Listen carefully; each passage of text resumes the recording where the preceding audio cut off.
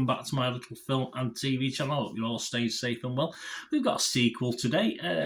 Not a massive budget, but my ex's nan, who I love very much and hopefully loved me. I'm sure she did, obviously no longer with us, but she always used to be a running joke. She always had a packet of these in a bag. Of course, we're talking Fisherman's Friends, and I would always say, have you got any Fisherman's Friends now? And she'd say, yeah, do you want one? I said, no, thanks, because I couldn't stand the things, in fairness. So it was always a running joke. So when Fisherman's Friends appeared some years ago and this sequel's come out, it always brings a smile to my face, the sort of happy memories. Anyway, I digress. That's just to show my little thoughts on this.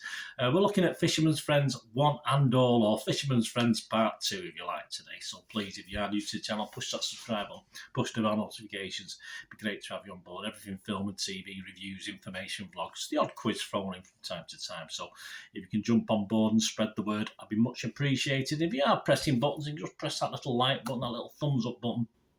I'm trying to get up to about 15 likes. It's not a big target, but it proves a bit hard to get to sometimes. So if you can get me up to that 15 likes, I'd be much appreciated. Right, Fisherman's Friends 1 and all, or Fisherman's Friends 2. 1 hour and 51 minutes, which is a little bit long for me. 12A, a dramedy, a comedy drama, of course, with music, if you like the old ditties in this one. Directed by Nick Moorcroft and Meg Leonard, from a screenplay by Moorcroft, Leonard and Piers Ashworth. This is currently showing, as I'm recording this, on the 28th of March 2023. It's currently showing on Amazon Prime, so get over there if you want to have a watch of it.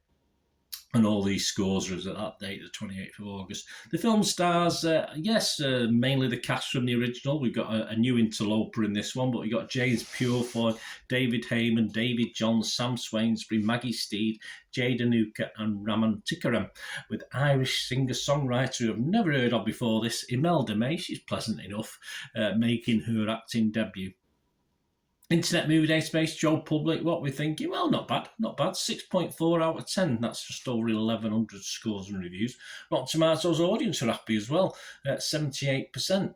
Of course, this film continued the career of Fisherman's Friends up to their performance, or looks at their performance, at Glastonbury Festival in 2011. I've never been to Glastonbury. My daughters have been, but I've never been there. Of course, this is a sequel to that original film, which was back in 2019, so 4 years ago. So the public love it by the looks of it, or certainly like it a lot. Critics, not so much. No, the critics aren't very happy about this. Rotten Tomatoes, 21 critics. Just 38% are positive, so 62% are not positive. An average rating of just 4.7 out of 10. That's 8 fresh and 13 rotten. Tom Shone from the Times in the UK said, even the first film was just a series of feel-good cliches, so there's no great crime in serving up a new batch with the same cheery spirit. Some of the plot ideas, though, really are desperate. Very formulaic. There's nothing clever in this one. Wendy I from The Guardian said it all feels rather cursory subplots as glue to tack together the Cornish tourist board approved shots of cornflower blue waters and cloudless skies. Nothing wrong with that. Nothing wrong with watching something about Cornwall and watching the lovely weather and the lovely scenery.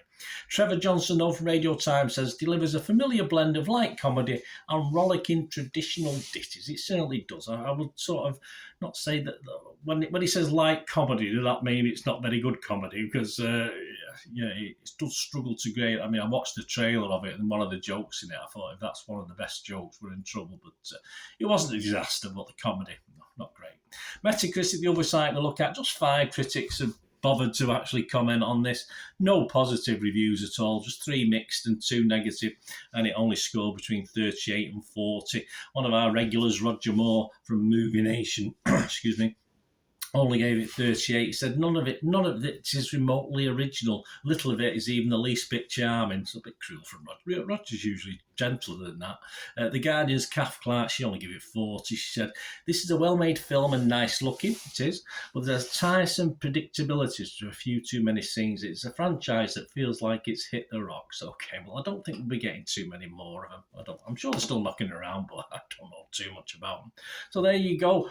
Public generally think it's okay. critics not very happy, and I fall between two stools with this one. If it was a Rotten Tomatoes, I couldn't give it rotten. I wouldn't say rotten on this. I'd have to give it a fresh rating. But yes, on Metacritic, where you've got positive, mixed, or negative, I'd have to give this a mixed, because yeah, it is a mishmash. And I'm going to score this. My Internet Movie Database score and my score for this vlog is going to be 5.5 out of 10. So just below the magical 6, but not a disaster.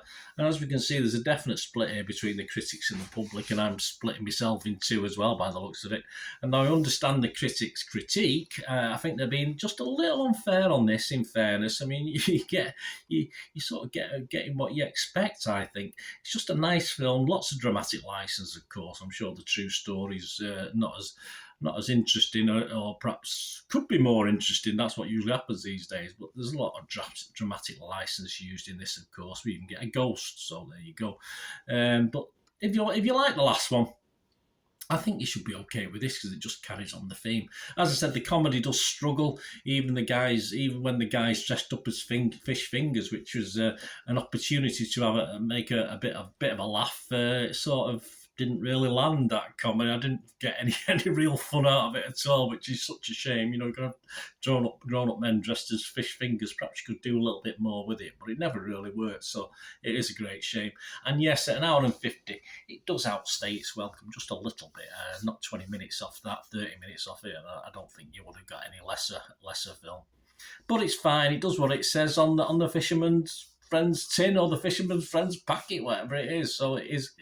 As I say, it's very much and is what it is. This is it any better than the first? Only the fact it's not perhaps as good, because it's just the same sort of theme, nothing original, and it's just a carry on. So you're never going to get a better sequel when it's just carrying on what's worked before. So there's no familiar, there's no sort of unusualness, is there? It's not different to what you've seen before. So it is what it is, and it's okay. But as I say, I think the critics have been a little bit unfair. Let me know what you think, guys. It'd be great to hear from you. Until we meet again, that's one thing. Please don't offer me any Fisherman's Friends. I can't stand things. But there you go. Obviously, they still sell. So some people like them, but I'm afraid not for me. Thanks for watching, guys. Until we meet again, please stay safe, everyone. Bye for now.